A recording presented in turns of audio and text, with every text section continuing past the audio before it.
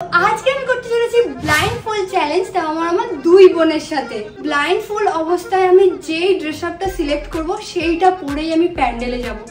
তো একটু মান সম্মান বাঁচিয়ে একটু ভালো ভালো জিনিস নিয়ে ধরে দাঁড়াস, ঠিক আছে? তো চলো স্টার্ট করি।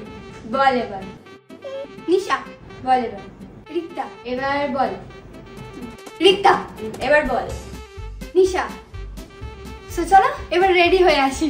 সো ফাইনাল লুকটা আমার ঠিক এইরকম ছিল।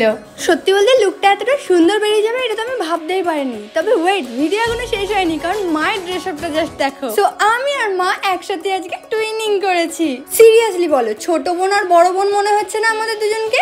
আমার মাকে কি কিউট দেখতে লাগছে। তোমরা কমেন্টে বলো কাকে বেশি সুন্দর লাগছে, আমাকে না মাকে? সো এরপর আমরা সবাই মিলে ঠাকুর দেখতে বেরিয়ে পড়লাম। আর প্রথম প্যান্ডেল দেখেই আমি জাস্ট অবাক। এত সুন্দর একটা প্যান্ডেল, মানে আমি জাস্ট ভাবছিলাম যে প্রথম প্যান্ডেল যদি এত সুন্দর হয়, শেষে কি আমরা আর এর থেকে সুন্দর পাবো কিছু? বাট না, প্রতিটা প্যান্ডেলই খুবই সুন্দর ছিল। সো প্যান্ডেল দেখতে দেখতে হঠাৎ করে আমি এই গরুটা দেখতে পাই, আর তারপর আমি তৃষাকে রাগাতে শুরু করি যে ওকে পুরোপুরি এই গরুটার মতো দেখতে লাগছে। বাট অভিজিৎ তখন নিজেই বলে যে ওর ড্রেসের কালার আর গরুর কালার একই হয়ে গেছে। তবে হ্যাঁ, আজকে তৃষাকে দেখতে এত কিউট লাগছিল যে আমি না বলে পারলাম না। বাট তোমরা তৃষাকে প্লিজ ট্যাগ করো না, নাহলে ও আমার মাথা খারাপ করে দেবে যে আমি ওর প্রশংসা করেছি। সো এইরকমই হাসি মজার গল্প করতে করতে আমরা আরো অনেক প্যান্ডেল দেখি। তবে আজকে আমাদের সবার দেখা সেরা প্যান্ডেল হচ্ছে চেতলা অগ্রণী ক্লাবের প্যান্ডেল, যার থিম ছিল অমৃত কুম্ভের সন্ধানে। যে প্যান্ডেলটা নাকি 3 কোটি রুদ্রাক্ষ দিয়ে তৈরি হয়েছে।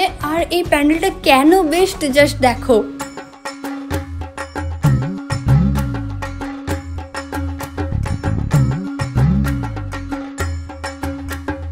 সো আজকের মতো এতটাই, দেখা হচ্ছে নেক্সট মিনি ব্লগে। টাটা।